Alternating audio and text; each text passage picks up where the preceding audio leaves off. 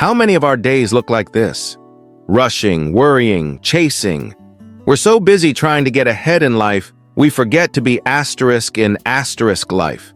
We stress about deadlines that won't matter in a year and hold on to arguments that won't matter in a week. But what if you were told you only had 1 year left to live? Would that traffic jam still ruin your day? Would that petty argument still seem so important? An ancient philosophy has a name for this thought experiment. Memento Mori. It's Latin and it means, remember you must die.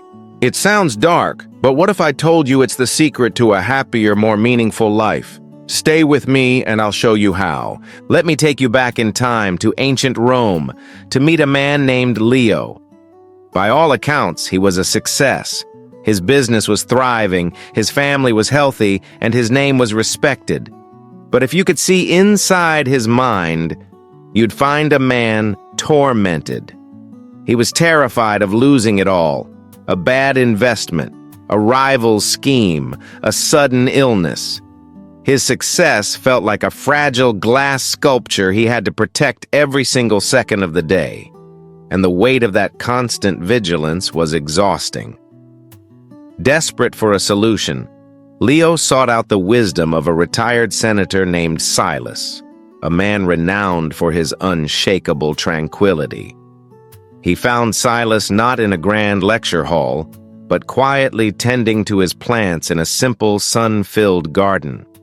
Leo poured out his heart, explaining his anxieties and his constant gnawing fear of loss. He begged for the secret to peace. Silas listened patiently, and then, rather than giving a grand speech, he did something simple. He picked up a beautiful ripe peach from a bowl on his table. He held it out and said, "This peach is perfect. Its color, its scent, its sweetness. We can admire it, and we can enjoy it. But eventually, it will rot. That is its nature. Now tell me, does the fact that it won't last forever make it any less sweet right now?" Leo was silent, contemplating this. Then Silas reached down and picked up a small, smooth black river stone. He placed it in Leo's hand and said, "Carry this. Every time you touch it, remember the peach. Remember that your wealth, your health, your reputation, even your own life are just like it. Beautiful, temporary, and meant to be savored in the present, not feared for its end. This stone is your reminder. Memento Mori." And so, Leo began to carry the stone. In a stressful negotiation, his fingers would find it in his pocket, his shoulders would relax, and he'd find a fair compromise. When he was about to miss his son's playtime for more work, he'd feel its cool surface, and instead, he'd join his son, hearing laughter instead of calculating profits. He learned to watch a sunset, fully present, not thinking about the next day's ledger. Leo didn't become less successful. He became more present. The fear of losing everything was replaced by a deep, abiding gratitude for everything he had right now. He finally understood. Remembering that life will end isn't a curse. It's the key that unlocks your ability to truly live. So, Leo's story is powerful, but let's bring this home to our modern world. You might not want to carry a stone in your pocket, and that's perfectly fine. The core principle remains the same.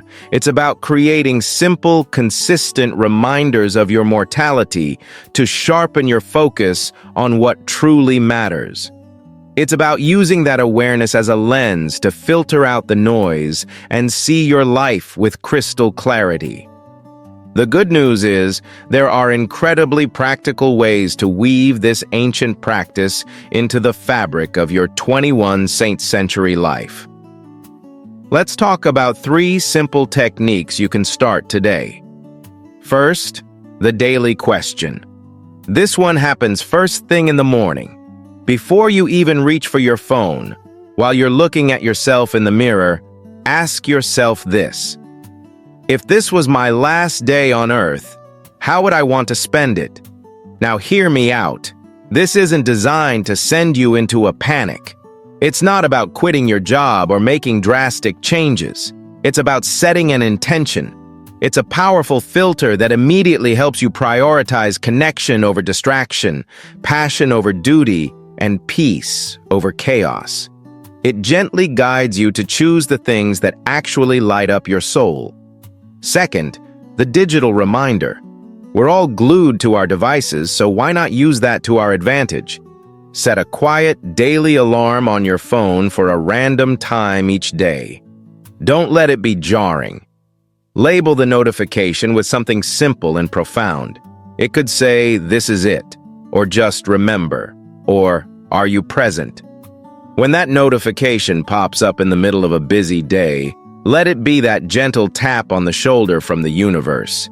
It's a moment to pull you out of autopilot, to pull your eyes up from the screen, to take a deep breath, and to just be right where you are. It's a micro pause to reset. And third, practice gratitude through what the Stoics called negative visualization. Once a week, just for 60 seconds, I want you to genuinely imagine your life without something you deeply cherish. Picture your life without your partner's laughter, without your dog greeting you at the door, without the comfort of your home. Really feel that absence, just for a moment. Now, the goal here is absolutely not to be morbid or sad. It's the exact opposite. By allowing yourself to viscerally feel what it would be like to lose that person or that thing, you flip a switch in your heart. When you open your eyes and see that they are right here, right now, you are suddenly flooded with an immense, overwhelming sense of gratitude for what you have. It transforms the ordinary into the extraordinary.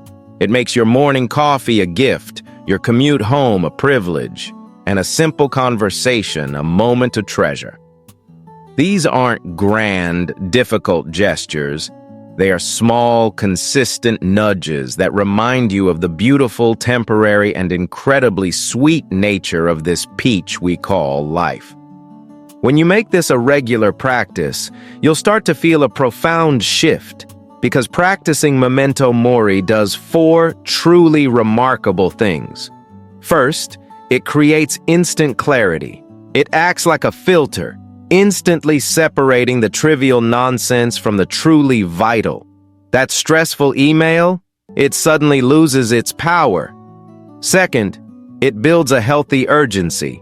It is the ultimate cure for procrastination, because it reminds you that someday is not a day of the week. Third, it fosters a deep, authentic gratitude. It makes the ordinary moments, a morning cup of coffee, the sound of rain, a shared smile, feel absolutely extraordinary. And finally, and perhaps most importantly, it makes you brave. When you are no longer so afraid of the ending, you become utterly free to live the story. You take that chance.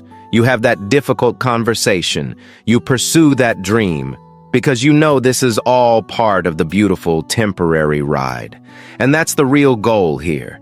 The goal of remembering death is not to live in fear or sadness. It's the exact opposite. It's to live with purpose, with intensity, and with profound appreciation. It's to wake up to the simple, profound truth that this life is a gift, and it's happening right now, this very second. So if this idea resonated with you, I want you to do one small thing today that you've been putting off. Call that person you've been meaning to call. Start that project that's been on your mind. Take that walk and just be in the world. Let me know in the comments what Memento Mori inspires you to do. Thank you for watching.